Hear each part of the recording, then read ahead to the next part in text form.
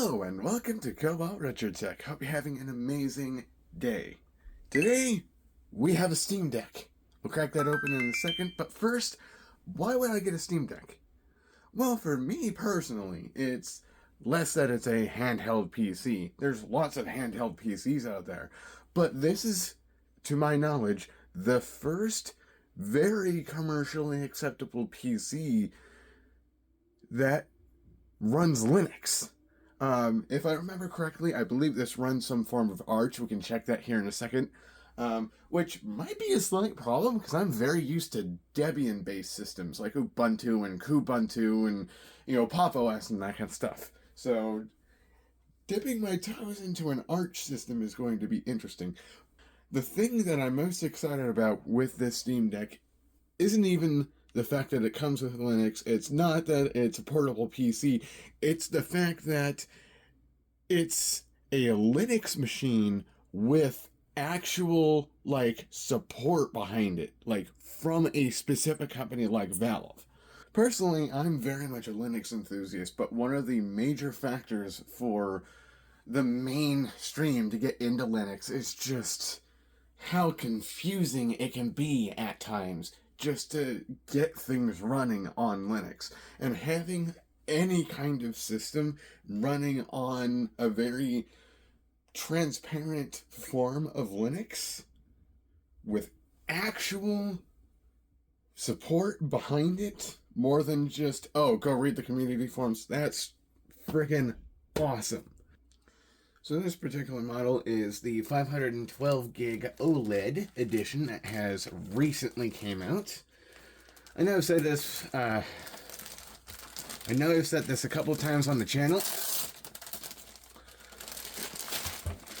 but just because the channel name is Cobalt Retro Tech does not necessarily mean that Retro Tech is all I cover.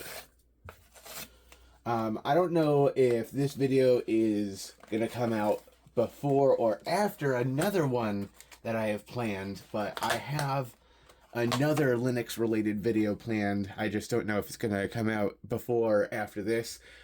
Subscribe to the channel if you want to check that out. There's going to be plenty more Linux stuff coming up.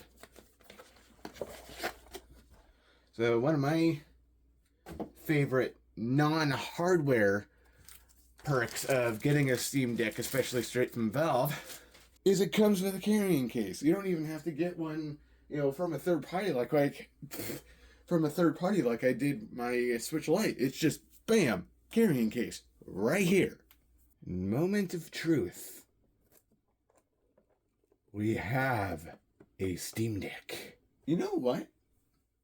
That thing is a little bit bigger than I thought it would be. I don't know if the Nintendo Switch was just altering my perception of this. Let's just grab one of my Switches here. This makes my Nintendo Switch look like a phone. But, being a retro tech enthusiast, I have something slightly older, but still kind of looks like it. My Wii U gamepad, and that turned on because I hit the home button. I didn't know that was a thing. But yeah, for the dozen or so of you out there that still have a Wii U, the Steam Deck's bigger than a Wii U gamepad, which is surprising. Yep, this is pretty much just a standard power supply.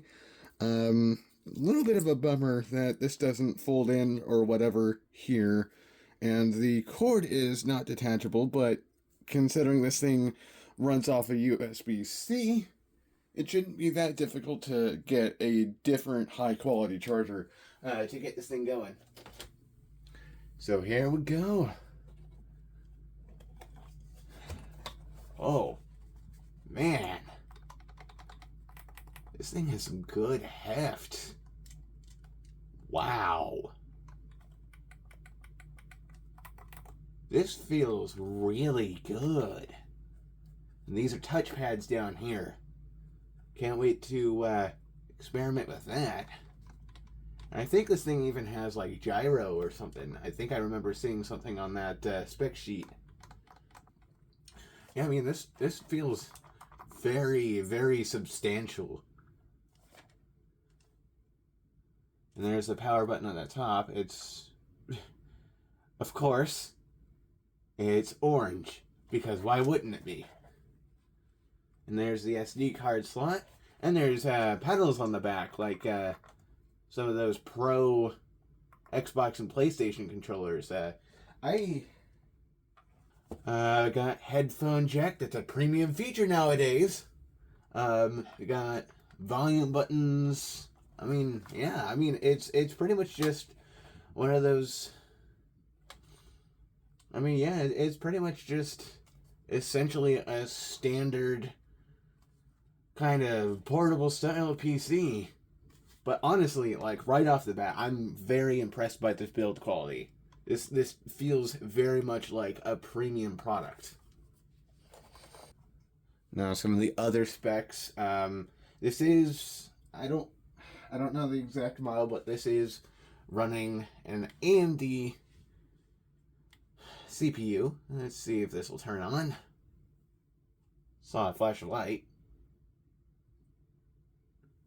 This is running an AMD APU of sorts. I'll put the spec on the screen somewhere with 16 gigs of RAM. This particular one has the OLED screen and 512 gigs of NVMe storage. Yeah, even though this physical controller layout is not the same as the Nintendo Switch, for some reason I keep thinking I'm holding a Nintendo Switch, which that's gonna be really interesting to deal with. That's the quote unquote perk of being a multi platform kind of person.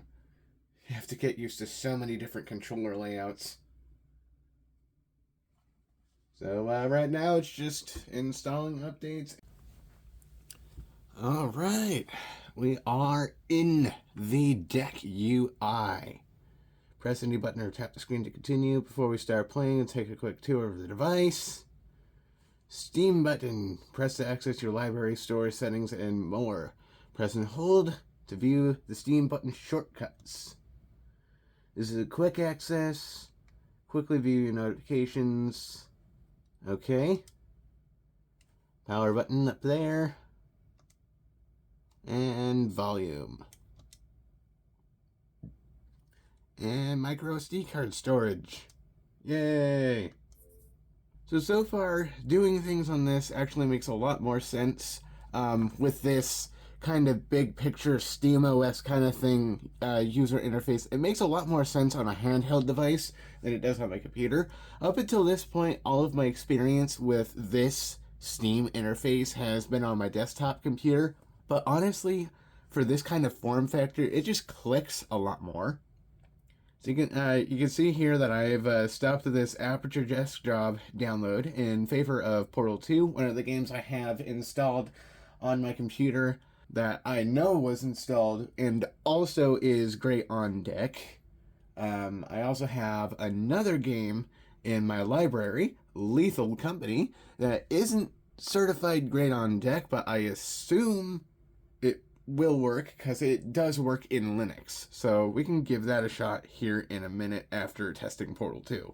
But yeah, we have Portal 2. I'm launching it on a native commercially available Linux system. It's friggin' awesome. And that loaded up pretty quick. I mean, that's an NVMe drive for you.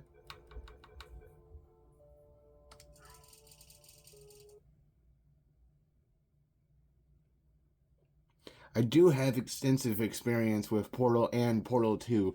So if there are any hiccups with performance, I should be able to notice it. Good start so far. What is going on here? The touchscreen will work? Oh!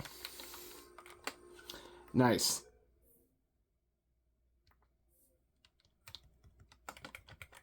Okay, yeah, trying to adjust the controls.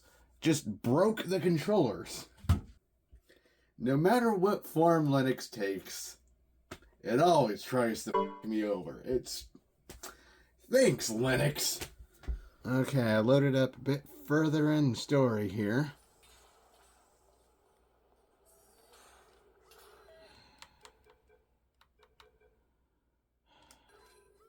I think motion controls turned itself back on, but I'm gonna have to deal. I'm just gonna have to suck it up for now, because that's clearly having problems to turn it off. Wonder if I could do that at the system level. But I mean, so far this feels really good, and it looks great because it's an OLED. I mean, it's a little awkward for me to tell right now, just because I have to record at a slightly odd angle for this. I should be able to do some kind of image capture sometime in the future. But I mean, in general, this feels really good, actually. I mean, it's at a very, very decent frame rate. I mean, there's no dips in the frame times. It feels excellent to play, actually. Okay, so there is an on-screen keyboard that could be useful for the terminal. Yes, I do have experience with this game. I have played it before a handful of times at this point with one of my friends. Keep an eye out for a video related to that.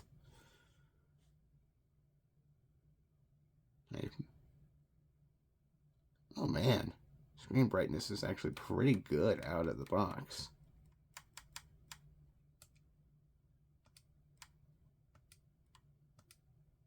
Okay. Oh yeah, there's a built-in microphone. Sweet. I could probably just plug in a pair of headphones and I could play with my friends and not have feedback issues.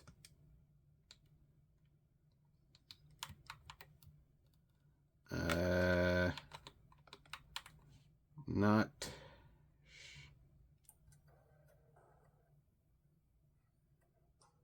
Huh. Version 45. Okay. Host. I just want to load up a Moon real quick just to see what the performance is like in general. Okay. Sensitivity is a touch high, but it was like that when I first started playing the game in general, so that's actually not that big of a deal. Out of the box, motion controls doesn't look like that's enabled for look. I'm sure you could probably configure it to do that. So X. Oh, that's going to be interesting.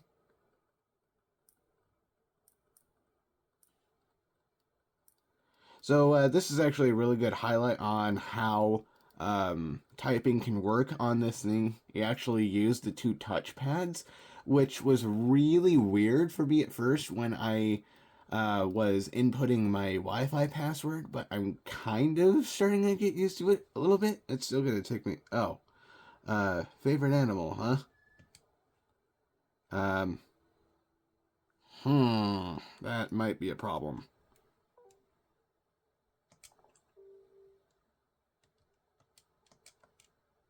Oh, it's not bringing up the thing anymore. Oh, no, that was for quit. Was it? It was... Okay.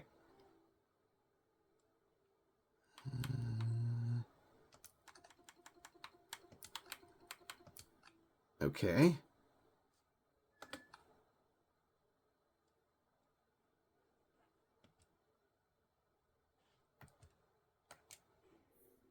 Okay. Okay, no. It's Steam X for the keyboard.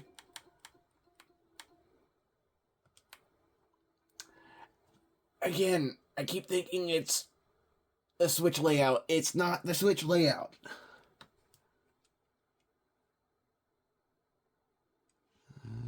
Okay. Nope. No. That. Okay.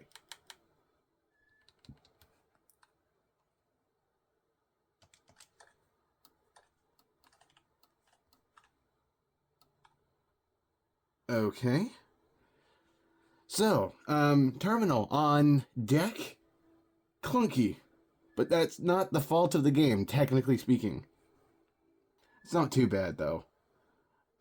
Experimentation doesn't have any things. Neither does Val. I think we'll just do experimentation.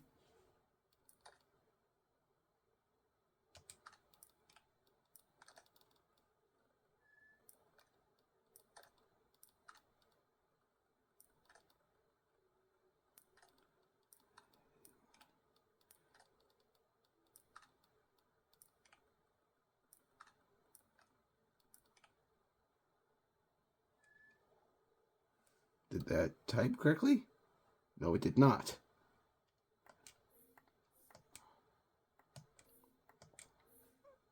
Backspace N. Enter. Confirm or deny.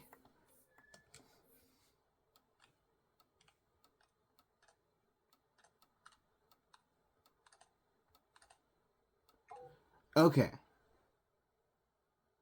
It's already orbiting experimentation. Okay.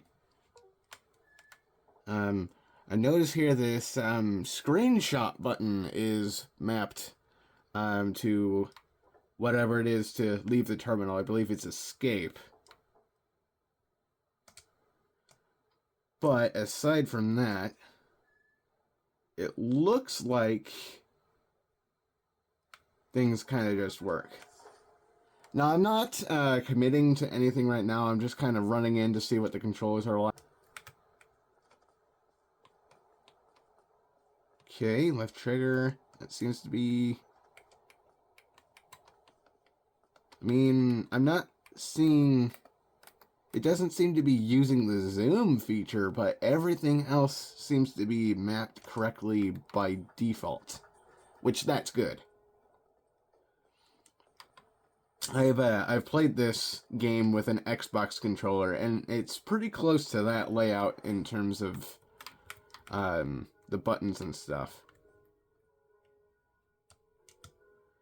I keep going into Nintendo Switch mode, though. That's going to be annoying to work through.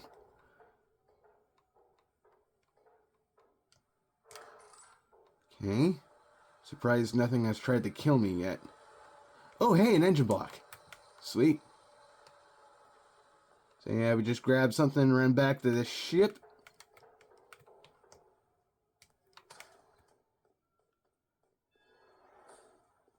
Yeah, I mean, this game seems to be running just about as well as it does on my main computer.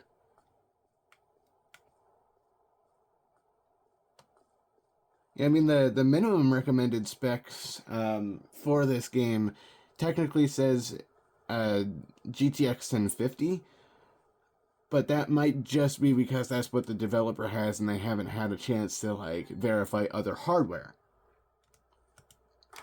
But I can verify this game is working more or less correctly. The whole thing with the terminal, that's a little bit of a bummer, but I mean, this game just came out like a month ago or so. And this game is being maintained by essentially one guy, if I know this game's history correctly. I might be wrong, so don't quote me on that. But this is definitely an indie game, so it's not exactly possible to verify a wide range of hardware. But right now, I can tell you, there's no modification or anything needed to get going. It seems to run great on deck. Getting started with the main menu seems to require the touchscreen at first, but then the gamepad kicks in. Yeah, the only problem is needing the on-screen keyboard. Oh, I just did something. Oh shoot, I did not know you can move the terminal. Okay, that's kind of cool. But yeah, the only flaw is you have to rely a lot on the on-screen keyboard to use the terminal, and because of how the on-screen keyboard works, it kind of blocks your view, which is not great, but it is technically doable. Looks like if I'm going to be playing this on deck without a keyboard connected, I might just be off of monitor duty. Okay.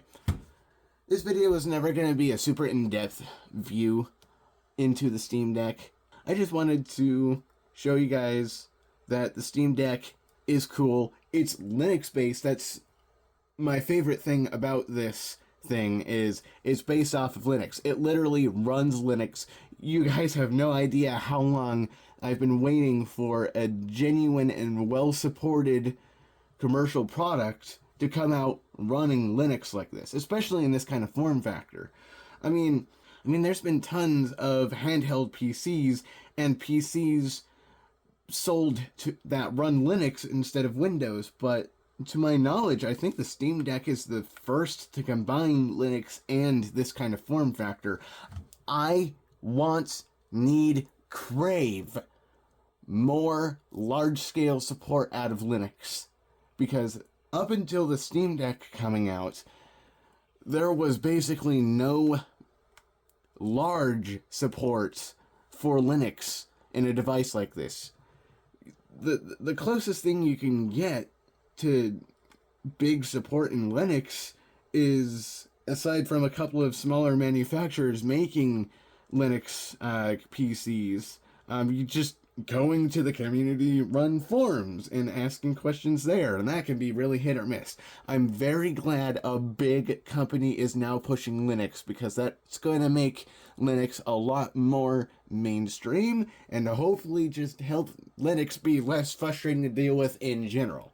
I want to run some tests off camera. I may or may not make some additions depending on what I find. With a game that's verified to run on deck being Portal 2, and then Lethal Company being a game that pretty much just came out, just right off the bat, 2 games out of my inventory just work right out of the box. I might do another video, or if I have some time, I'll do some more experiments for this video, or maybe another video sometime else. But so far, the hardware itself, it feels really good. It feels like a high quality version of the Wii U gamepad. No, I'm not joking. And I really, really like the quality of the screen. I would say, well, I haven't seen the OLED Switch, but comparing the screen quality to the LCD Switch, this is like way better. I can't wait to actually sit down and play some games with this, because I really want to get to know this hardware. And all you companies out there making Windows machines and Windows handhelds, because Windows is the only option, no, it is not. No, Windows is not the only option, and I want more manufacturers out there to take a chance on Linux. Linux is actually really cool. Yes, I do realize that support can be a lot more complicated with Linux. Personally, I'm in a phase of my life right now where I want to phase out Windows entirely. I can't do that quite yet for a couple of different reasons, but I want Linux and macOS to be the only things I have to touch. Windows, the more that we put up with Microsoft's BS as a society, the more I'm actually getting pissed at Microsoft to see more and more devices that aren't Windows-based. Absolutely bravo. Thank you, Valve, for making the Steam Deck. I hope to be making some more videos about the Steam Deck and Linux at large. So keep an eye out for that, subscribe, and all that. So at about this point in making this video, I've had my Steam Deck for about 2 weeks, and I do have some thoughts. Even though I do love this hardware and the software and the general idea behind it, I, technically speaking, can't recommend it to everyone. And what I mean by that is, although Valve has done a lot of work behind the scenes in their Proton layer to make Windows applications and stuff actually run on Linux, and in some cases run extremely well, there's also games that just won't work to some degree on the Steam Deck. A lot of games that rely on anti-cheat that haven't been ported to run on Linux just won't work, either on the network part of the game or not at all. And I do also have 2 examples from my library that I've noticed so far. Aside from my VR games, Darkout does technically run, but has major graphical issues that make it actually unplayable. And then there's Sniper Elite V2, which I have played a little bit when I was younger, but it does not run on the Steam Deck at all. It doesn't even launch. So that's the biggest thing to keep in mind, is if your game isn't even rated as playable on deck, there is a chance that it won't run at all. Though a curious exception to this is Spore. Yes, I have Spore. One of the most pirated games of all time, but I went ahead and didn't pirate it. Anyways, that game is not rated to run on the Steam Deck at all. It says it's unsupported, which technically it is unsupported, but it runs just fine. Out of all of the games on my library, Spore is the one that I expected it to not work. But as you can see, not only does it work, it actually runs pretty decent. Though, for some parts that require text input or something along those lines, the game does rely on the virtual keyboard, which, pretty similarly to Lethal Company, it does make the experience a little bit more clunky, but there is a community controller mapping which actually works fairly well out of the box. However, it does rely a lot on the right thumb pad to function kind of as the mouse, as Spore is a pretty heavy mouse using game, but at least as far as I've gotten in the game, it should be pretty usable, though I've never quite gotten to the later stages of the game, so I don't know if the dynamic changed there. Of course, I tested Portal 2 a little bit more, specifically Portal Revolution, which is a mod of Portal 2 that recently came out that aimed to be a prequel to Portal 2, but a sequel to Portal, the original Portal. So, very like the original Portal 2, Portal Revolution ran very well, which, if the original Portal was to run very well, I wouldn't really expect Portal Revolution to not work. However, it's worth noting that once I hit the later stages of Chapter 4, the game occasionally started crashing, but it wasn't enough to stop me from playing the game. It just occasionally knocked a little bit of my progress out. Other than that, though, the game ran absolutely fine, and now that I'm thinking about it, I haven't actually played this specific mod on Windows, so I'm not sure if that was some kind of weird edge case Linux/Steam Deck thing, or if that was actually just a known thing with this specific mod. I'm not sure.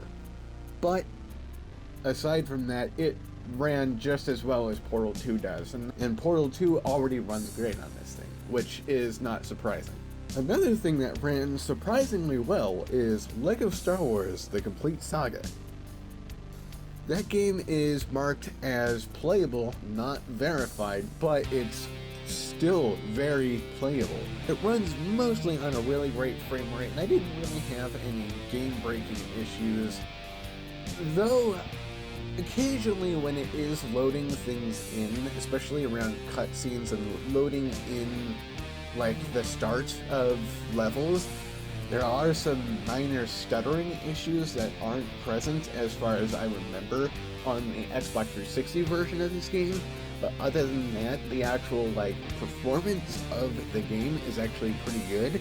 Though it is worth noting that my main playthrough is actually broken. I'm not sure if it's an actual problem with the game itself or trying to play the game on Linux, but 2 of the levels are broken in such a way that I can't actually collect all of the mini kits, which means that I can't 100% the save file that I was working on when I was testing this thing. But like I said, I'm not 100% sure if this is I was trying to play it on Linux thing or what. But just keep in mind that that could happen. And lastly, focusing on the game that had me considering getting a Steam Deck to begin with, Halo: The Master Chief Collection. But specifically for the Master Chief Collection, I do have that on Xbox, and until now that was my preferred way to play the Master Chief Collection. The Master Chief Collection, although technically not marked as verified, for the Steam Deck works surprisingly and superbly well on the Steam Deck.